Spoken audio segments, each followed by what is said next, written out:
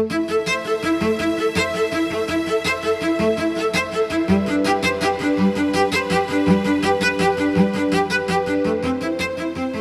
here today with Christina, Hildenrath and Anne Cullis, who are both trustees of the Friends of Bath Jewish Burial Ground.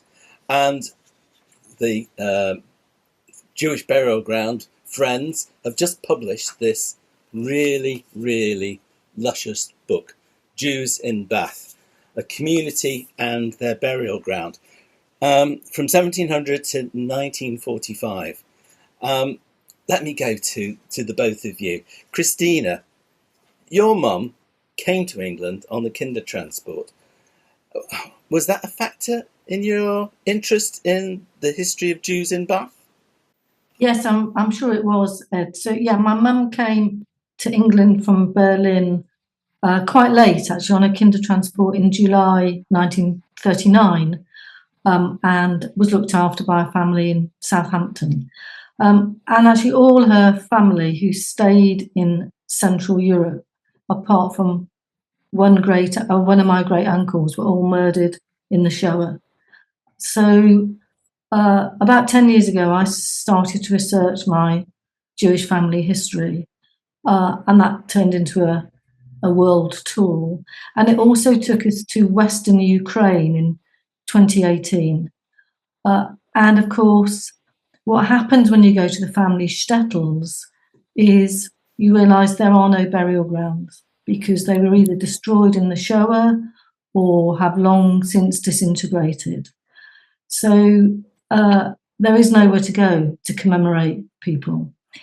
So soon after I'd come back from Western Ukraine and drawn my family history research to a conclusion, the Bath Jewish Burial Ground advertised for someone to join their committee, and I thought, great, that's another area of research, and probably more importantly, it was about helping to restore a burial ground so that other refugees who had fled the pogroms and fled Europe and Russia in earlier centuries, their graves would be tended for and would be restored.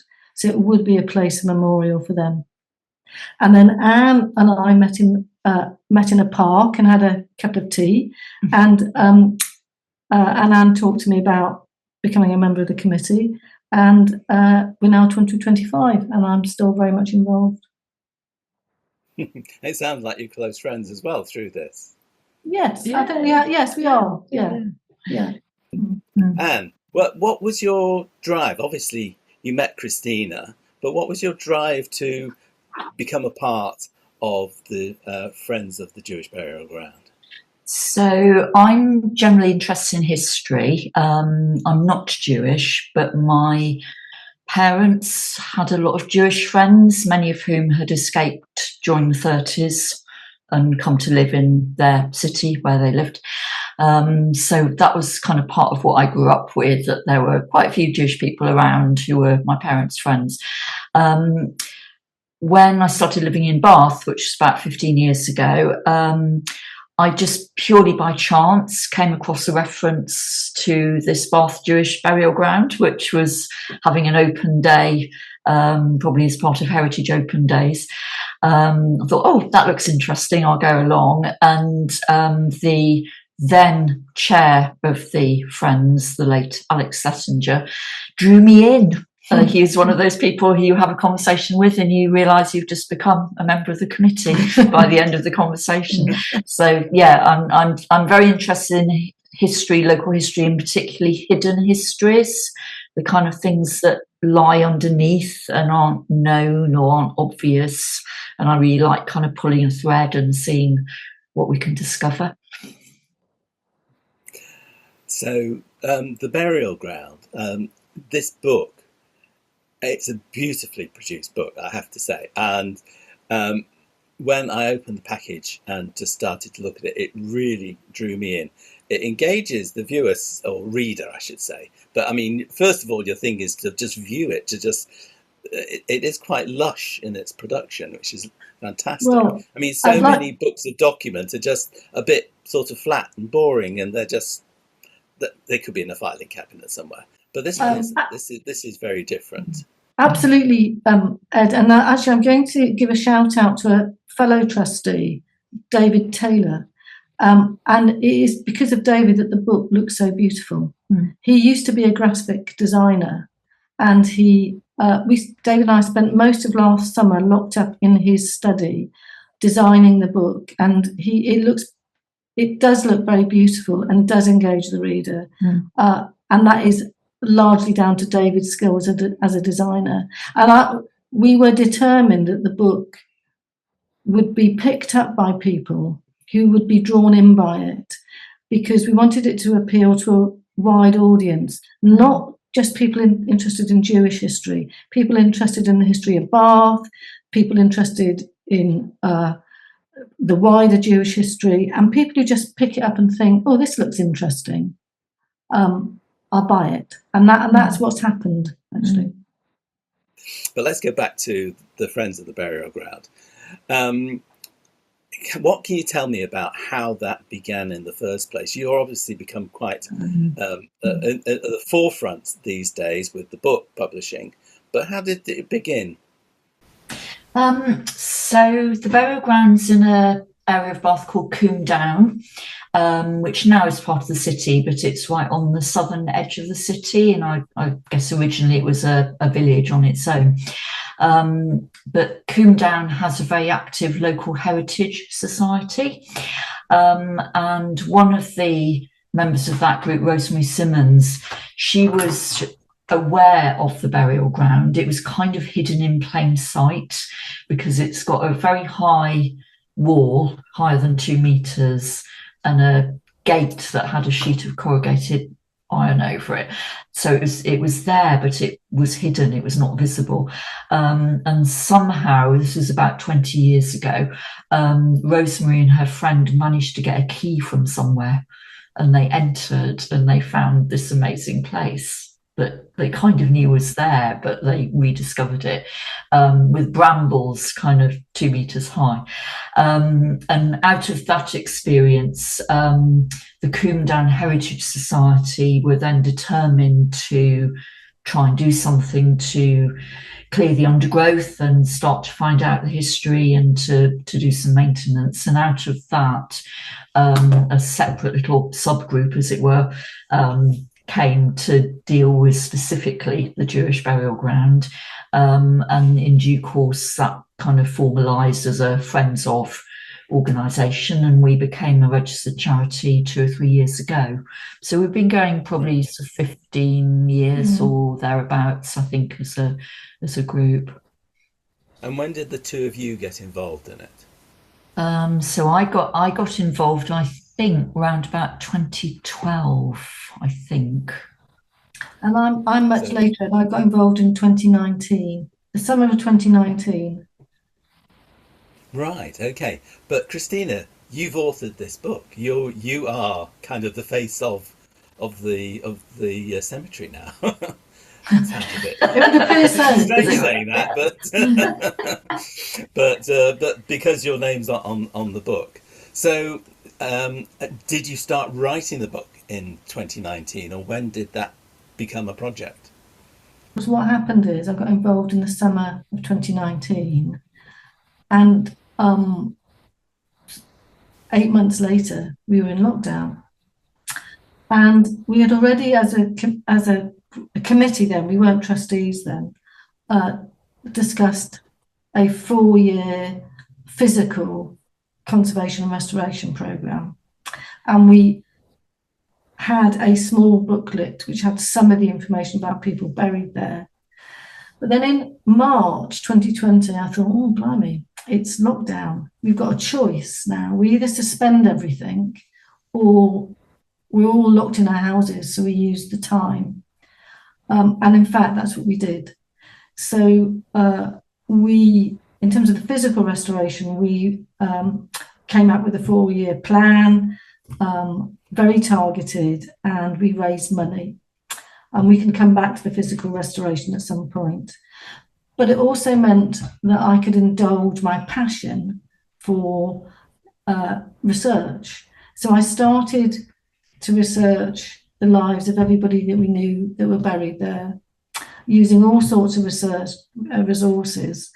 And then, as Anne, pick up Anne's phrase, and then of course you pull on a thread, because you realise that there was for example, there was a man called Alexander Solomon, who was chair of the synagogue committee and must be buried in Bath, but there is no visible headstone for him now. And then you discover that he had a family of 5 adult children living in Bath, all of whom had children. So the book then just grew. It just then expanded. And 4 years later, the result is the book that was published in December last year. Well, that was my next question. How long did it take? And you just said it took 4 years. I mean, the cemetery's quite small. When I was reading through it, the history that's come out of it is absolutely massive. It feels like that to me. I mean, and it feels like Bath was, almost predominantly Jewish. I mean, obviously it wasn't. I mean, where did these histories come from? Where else, other than the information on the gravestones, did they come from? Well, a variety of sources. So one of the other main sources was local newspapers. And the local newspaper really was the Bath Chronicle. There's other sources, but that's the main one. And it was very common in the 1800s that if they were covering an item of news and the person was Jewish, it would always refer to the Jew. So it would say Samuel Solomon the Jew was in court for X, Y, and Z. Or it might cover a marriage in the synagogue occasionally. So that's how and Anne also assisted greatly in the research. So that's how we then discovered more people. So I do remember once being locked in the house with shingles in one of the lockdowns and spending 6 days to take my mind off the pain by searching for every year of the 1800s Jews in the Bath Chronicle and producing loads of information, which we then produced a set of names, which then required more research and uncovered some amazing stories. Now, it means that unless if someone led a quiet life in Bath and they didn't die here and they didn't have an obviously Jewish name, we won't have found them. Yeah. So, because as you all know, there's limited resources. There's a tradition of losing records. Yeah. There is. Yeah. So I mean, and there's obviously all the usual sources that anyone doing family history research would use. So you've got the 2 websites, Ancestry and Find My Past, which both have British newspapers online, all birth, marriages and deaths 1837 onwards, because that was when registration was brought in, and all the census returns. But as you just referred to, 1931, there was a terrible fire and all the census for 1931 is lost. It literally just does not exist anymore.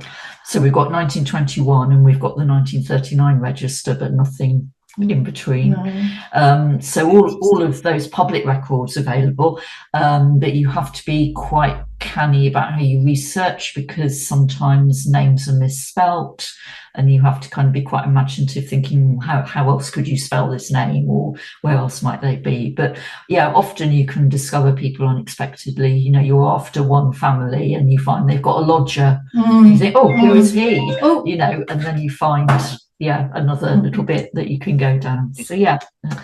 And actually the other source was the Board of Deputy Files at the London Metropolitan Archives, again, which had a strange visit to in lockdown.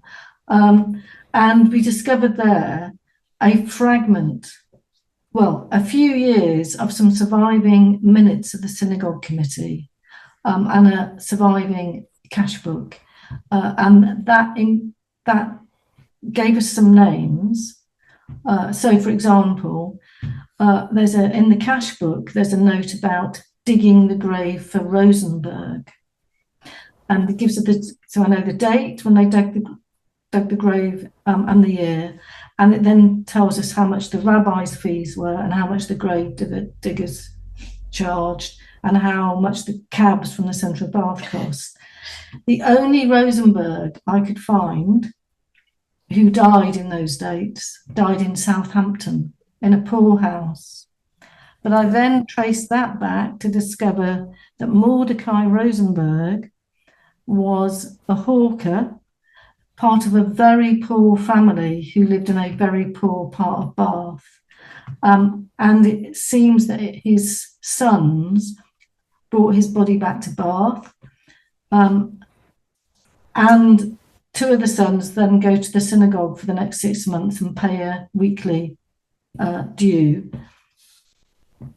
He has no headstone, but rather wonderfully, in the last 2 years, two of his descendants have visited the burial ground on the off chance that one because they'd read something online, but the other one was a local man who put his head around the cemetery gates sometime last year and very shyly asked us if his relative was buried there.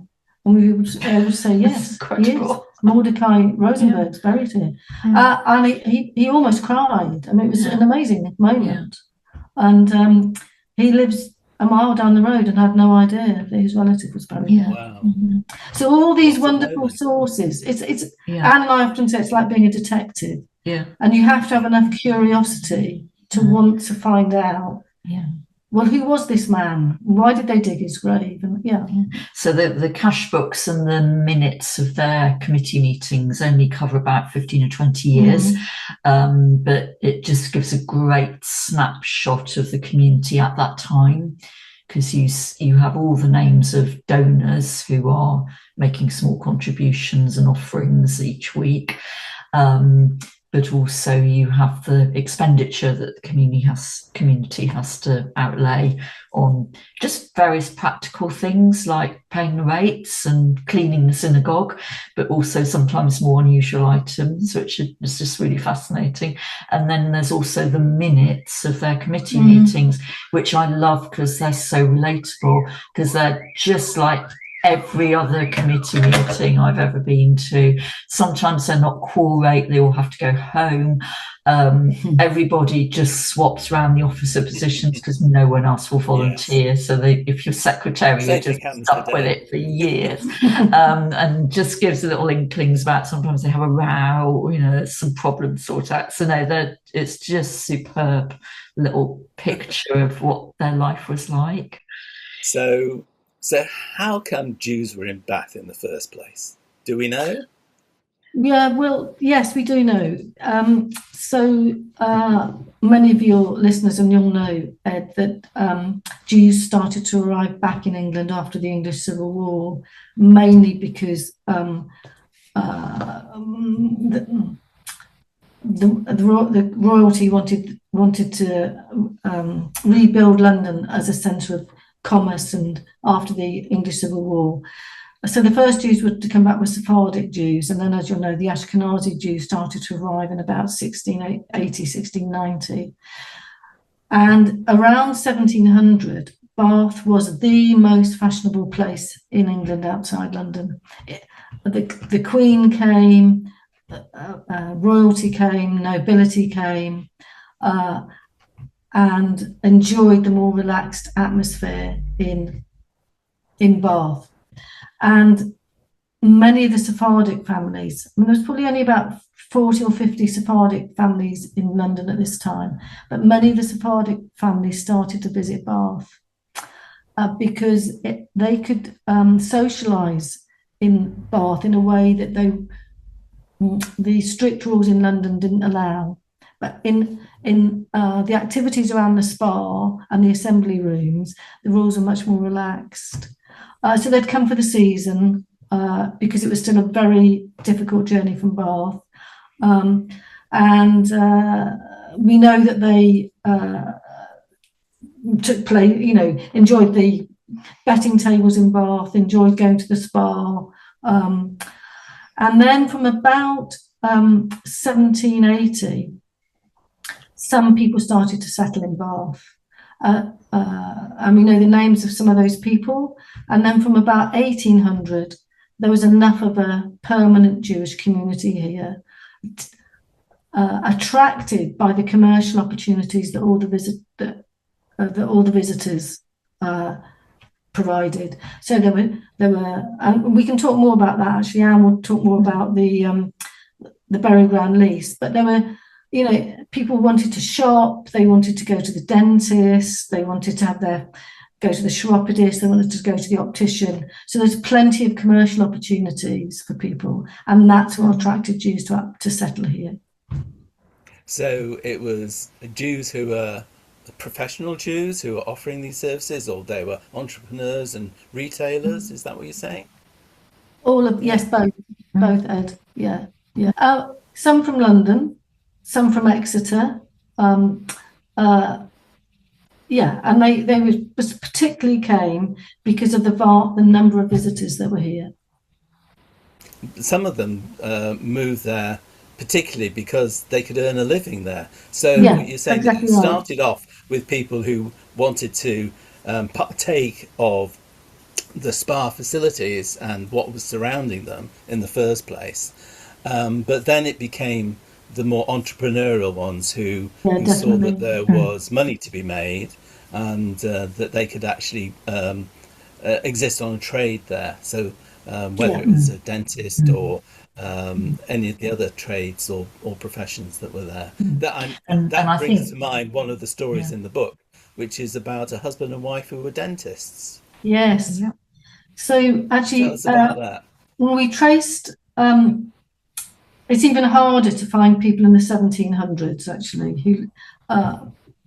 So actually, this was through a newspaper advert that I found. There was a Mr. and Mrs. Levy who practiced as dentists, as did their son.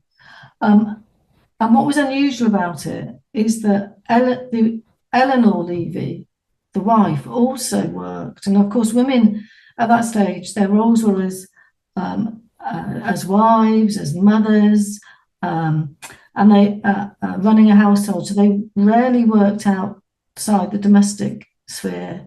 But Eleanor Levy did. And I know very little about them actually, but they practiced in Bath for, I think, about 15 years. And Eleanor kept on practicing after her husband died. And their son went on to take on the business too. And they died in, I think, the 1780s. I think Eleanor died in the 1780s. And she's buried in the unconsecrated ground of one of the Christian churches in Bath, because there was no burial ground here. So it wasn't until 1812, when there was enough of a settled community here, for them to acquire land for a burial ground. Right, so she's buried elsewhere, so she's not in this particular burial. No, any of the Sephardic Jews in the 1740s, 50s, 60s, and so on, who died in Bath, actually, I'm pretty certain they were taken back to London and buried in the early Sephardic cemeteries in London. Yes, because of course most people, going back to times immemorial in the Jewish community, were part of burial societies where they took the responsibility for burying those people, and as happens today. But I was quite interested in the details in parts of your book. We're talking about people who had died in Bath, but then their remains had been taken over to America, or they'd been taken elsewhere. They travelled quite long distances, and these days we think of travel is easy, and travel any time before our modern experience was very difficult. But they went a very long way, didn't they? That was a huge surprise to us when we were doing research. I thought, people won't travel much, and that was completely wrong. We have, you'll know in the book that I talk about some of the families that go to America, that go to South Africa, that go to Australia, that go to New Zealand. And that was a huge shock to me. And in fact, we have a family, parents and 4 of their daughters who are buried in Bath, who unfortunately for the Jacobs, they had 8 daughters. That was quite tricky because you've got to find 8 Jewish husbands. And I lost sight of them. They disappeared. And where are they? I can't find them. And I then discovered a record showing that they'd gone to Australia. So sometime in the late 1840s, when they had to go on a sailing ship, which took 3 months to go to Australia, the Samuels took their 8 daughters to Australia because it was the Australian gold rush. And I assume they went because they didn't want their daughters to marry the miners, but around the mines, this gold mines, this huge businesses had developed to supply the miners. So there were lots of Jewish single men who were entrepreneurs, and they obviously hoped to find husbands for their daughters. There's lots of entrepreneurs, people living in Bath, people enjoying Bath for its spa facilities and things like that. They're moving there, they're living there. When did it become such a community that it needed a synagogue as well as a burial ground? In fact, why wasn't there a synagogue early on? Do we know that? Do you want me to do that? I'm happy to. Yeah, I mean, the burial ground was opened in 1812, and then the first synagogue was sometime later, but obviously people could meet in private houses for religious worship. I mean, Christina can give more detail, but I suspect it was probably for very practical reasons, i.e. money. You know, that in order to build a synagogue, you need quite a lot of money, and it's quite a complicated thing to do. So we don't know, but I imagine they were fundraising. You know, they were probably wanting to do that from quite early on, but it probably took a while. So the first, we know, again, this is from newspaper adverts, that people probably, you'll know it, that the first thing a newly establishing Jewish community does is establish a burial ground. So that's what they did first. In 1812, they purchased a burial ground, and services would have definitely been in private houses. And we know that a man called Chaim Bernstein advertised in the local paper in 1814 as the first minister to the Hebrew congregation.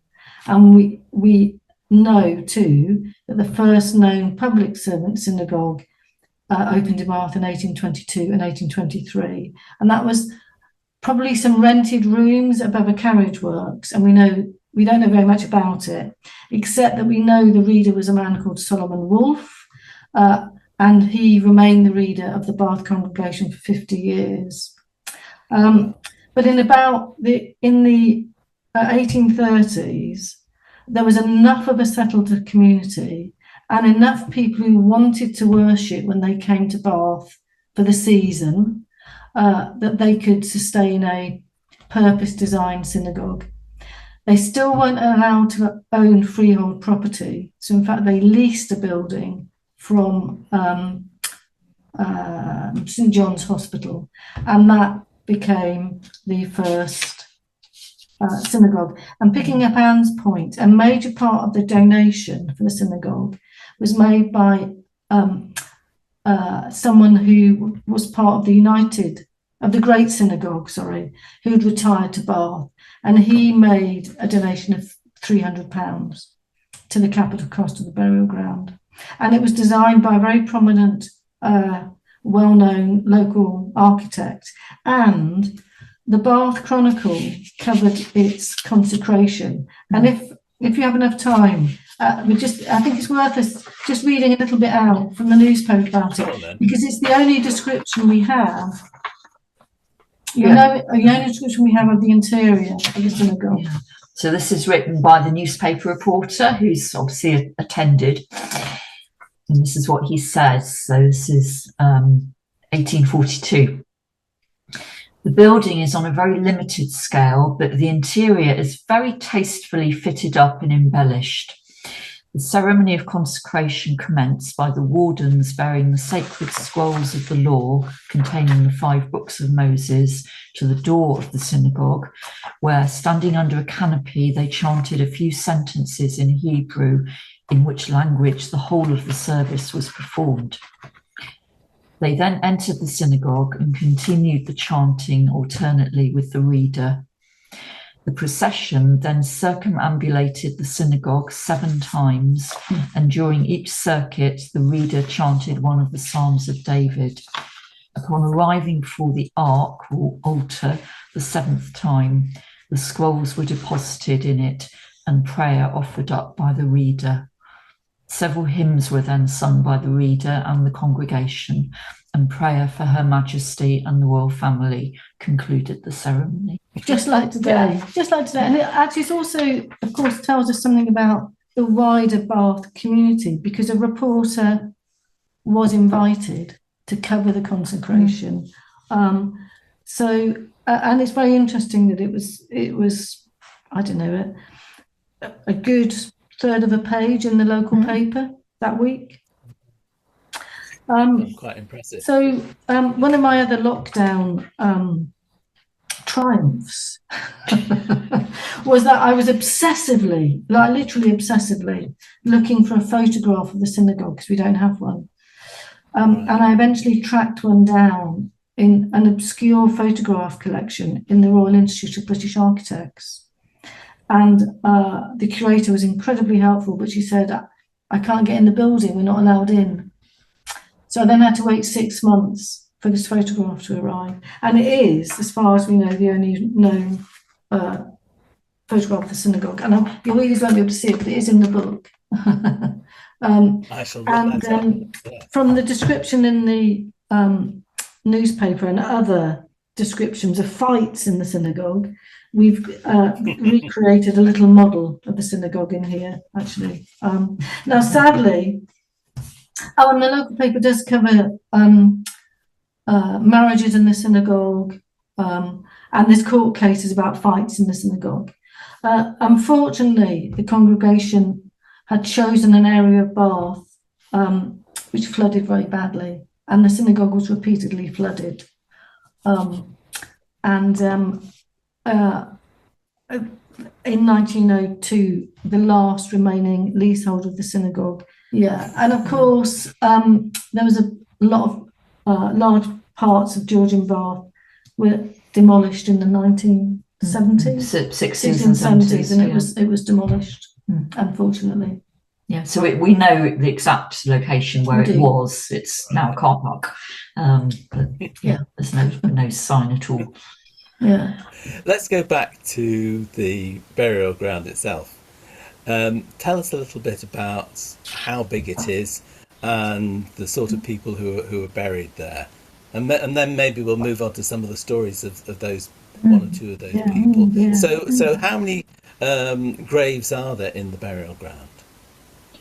So there's, in terms of what we can see, there are 40 odd or so, but quite a few of those have inscriptions that are completely flaked off, so we can see someone is there, but there's no way of knowing who that person is. Some of them do have complete or partial inscriptions, so obviously they're the ones that we started with, as Christina said. But we've also more recently, with all the research that we've done, we've identified a number of people where there's very, very high probability or pretty much certainty that they are buried here, even though there's no visible sign. So that pretty much sort of doubles actually the number of people who are there. And also when you look at the burial ground, you have gaps, and it's pretty obvious there must be a burial in that gap. It's just that there is no stone marking it.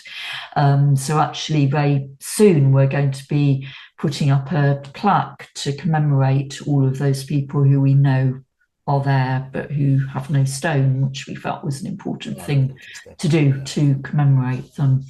But the burial ground, when it was established in 1812, if I can tell you just a little bit about kind of how that all happened, it was a piece of land that had been used for stone quarrying. So Combe Down is an area of open cast stone mining. And it was a piece of land on the edge of the quarry area, which was owned by a guy called Henry Street. He had worked out that piece of land. There was no more stone that he could take from it, and apparently it was because it was very poor quality, so he just gave up basically. And so I think probably just on the grapevine they just heard, oh, there's this piece of land going, it might be suitable. And so the lease was drawn up between Henry Street, the owner, and 4 signatories. So at this point, as Christina said earlier, Jews cannot own land. So it's a lease, it's not a freehold, but they're given a lease of 1,000 years with a peppercorn rent if that should be demanded. So in other words, it was as good as owning it, but it was a little legal workaround to enable the community to pretty much own this piece of land. It would have been terrible for burials because there's stone only a few inches below the surface. God knows how they managed to bury people. And the plot that we see now is less than half, the original plot was less than half the size of what we see now. There was an extension to it in the 1840s, and then there was a further extension in the 1860s, which we can tell you more about a bit later. So the first burial was 1812, and that was how it all started. Yeah. So as Anne said, the burial ground, although when you visit today, it doesn't look as though it's full because there's broken headstones and gaps.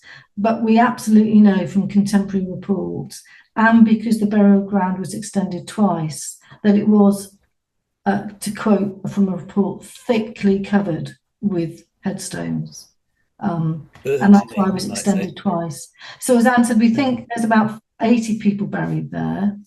And the rabbi from Bristol is coming for a private ceremony to lead a service to commemorate the 36 people who have no visible headstones or never had a headstone. But the burial ground is still revealing its mysteries. So only last year, myself and another trustee were doing some weeding in preparation for one of our open days. And Anne, my fellow trustee, said, "Oh, I've hit some stone." To which I said, "Oh, for goodness sake, Anne, it used to be a quarry. We hit stone all the time." Luckily, she ignored me, because actually what we then discovered, under a mound of earth that we would never have thought to look, a grassed mound, we uncovered a fallen headstone for a man called Emmanuel Solomon from Canterbury. And he must have died there in Bath. We don't know what he was doing here. He died in Bath probably around 1835. So there's more to uncover. The burial ground hasn't revealed all its mysteries to us yet. I mean, the other thing, just really quickly to say about the leases, is that just these little pictures of the community's life, that the 4 signatories to the lease, so these are the 4 men who are clearly the nucleus of the community at this time, their jobs and professions are just such a kind of typical little set of things going on. So there's Michael Lewis, a clothes dealer, Henry Moore, a jeweller, Jacob Abraham, the optician, and Hyman Israel, who's a broker in household goods, but he also has a sideline running a fruit shop, where he's selling like quite exotic fruits and nuts and sauces and relishes and things. So we picked up some of this from searching their names and then finding adverts in the newspapers. But those 4 jobs, clothes, jewellery, optician, household goods, fruit, that just tells you everything you need to know about Bath at that time. And as Christina said, the demand for different kinds of services. And that sort of resonates with what I was saying a little bit earlier, like reading part of the book, it sounds like on every corner there was a Jewish business. Well, there were a lot. If you were Jewish, it was quite cosy. Yeah, that's a really interesting point. There were a lot of Jewish businesses, and you'll know, Ed, in the book, one of the appendices, we've recreated a Jewish directory of Bath. So everybody we know who had a business here, a shop, or some professional service is in the trade directory. And then we plotted some of those on a map. We can't plot all of them because we haven't got a map big enough. But yes, there were a lot of, if you wanted your portrait painted, if you wanted to buy clothes, if you wanted to go to the jeweller, if you wanted to go to the dentist, to the optician, if you want to buy toys, all sorts of things, you could go to a Jewish business, a Jewish entrepreneur, a Jewish shop. Do we know what the size of the community was what was the height of the size of the community? Yeah, it's really interesting question, Ed. So I did spend, again, there's an appendix in the book where I try and estimate this. Now, there is no accurate way of doing it. So the first census that enumerated religion was 2001. So before then, there's no accurate count of the Jewish population of Bath or Britain. So you have to use other sources, and then from those extract where Jews are particularly identified, or families with Jewish sounding names. So you can look in books and letters and poems and city directories. The census from 1841. So if you put in the census for 1841, Cohen, Bath, and see what you get, for example, and newspapers. But it's an incredibly imprecise method because I'll miss people. What's your closest estimate then? So my closest estimate is that obviously it was never big. It was a provincial community. So I think there was about 106 people here in 1820. Off the top of my head, I can't remember the exact percentage, but it kind of mirrors the percentage you would have expected to see in the British population at that time. Right. Because, of course, there were only about 25,000 Jews in Britain in the 1800s, 20,000 in London, and 5,000 scattered through the ports and places like Bath that offered commercial opportunities. And then it hovers around then until the 1850s, 60s, and then reaches a peak actually in the 1930s of about 140 people because of Jews coming from London because it's seen as a safer place, and Jews fleeing Nazi Germany. And some of those settled in Bath. And Bath took about 40 children who arrived on the Kindertransport. So numbers peaked. And there is a Jewish population in Bath today. The last census enumerated about 270 people who said they were Jewish, but it will have grown since then. So 5 families have come from Israel. We still have Jewish families moving from Bath. So there is a Jewish community here today.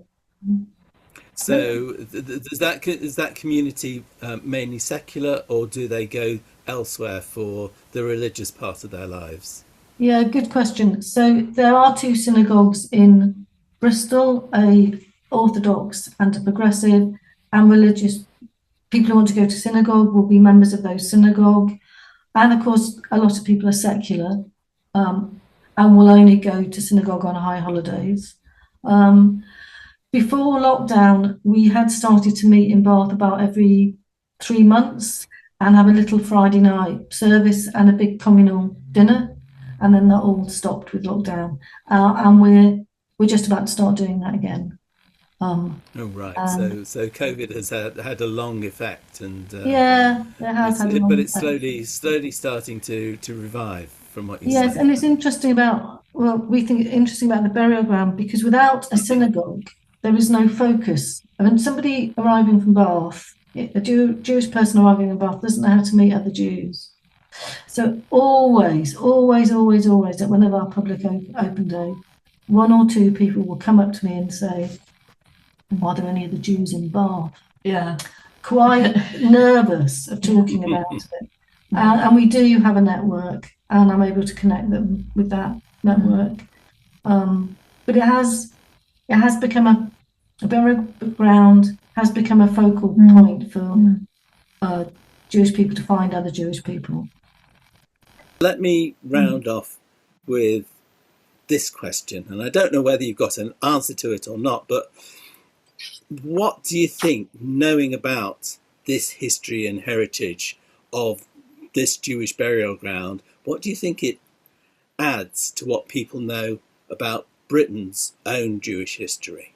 So it's a really interesting question. So I think we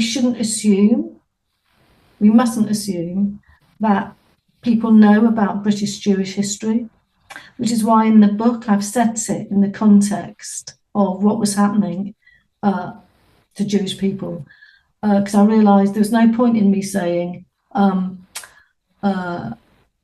the 1880s many Jews started to arrive from Europe, from Central Europe, because people didn't know that, and I can't assume that all Jewish readers know that either. The second thing is, of course, Jewish history in Britain tends to be dominated by London and by the big cities, Manchester, Leeds. The history of provincial Jewish communities is really, really overlooked, very under-researched, very untold. And there is a whole history there that deserves to be uncovered, and actually adds to an understanding of the British Jewish history. And I also think it reveals something about Bath history. So every open day, we have people saying to us, I've lived in Bath all my life, and I did not know there was a Jewish burial ground here. Didn't know there used to be a synagogue, didn't know there used to be a Jewish community. Bath presents itself as Jane Austen city, as a Georgian city. It doesn't really celebrate its diversity.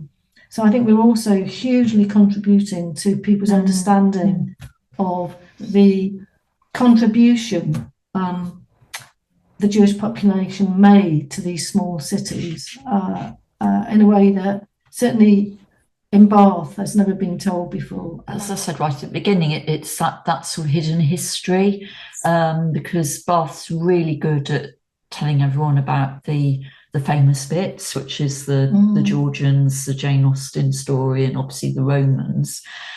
We're not so good necessarily about looking at the ordinary people and the ordinary history of Bath, the social history, and I think that's what's so important to me about uncovering all this. It's just seeing their lives and just their ordinary shops and their ordinary rows, and they're arrested and they're before the magistrates and this, that, and the other happens. Just very ordinary stories, but it just brings a whole kind of new colour to the picture of Bath. And I think that's a really important point, just to pick up on that. So one of the things I absolutely love about the Bath burial ground is that there's no one famous buried there. They're all really ordinary people who've led unique lives, like really unique lives. One of the first women in England to get a divorce for domestic violence, for example.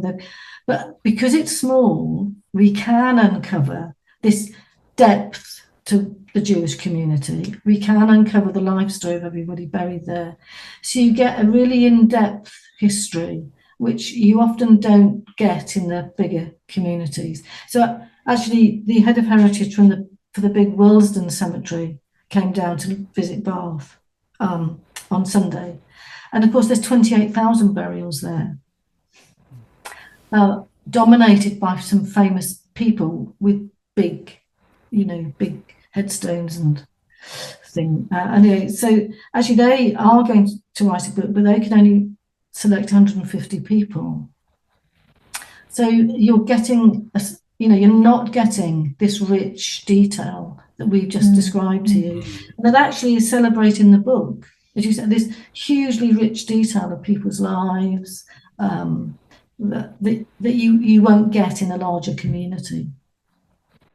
I think so many histories can be told through the personal stories, through the everyday stories, that are not sort of like taken onto a different perspective, or from those people who were famous, or those people who had just a name for doing something, but is the people, almost the untold stories, which make up that rich foundation for our history here in Britain, and certainly for our history as Jews in Britain.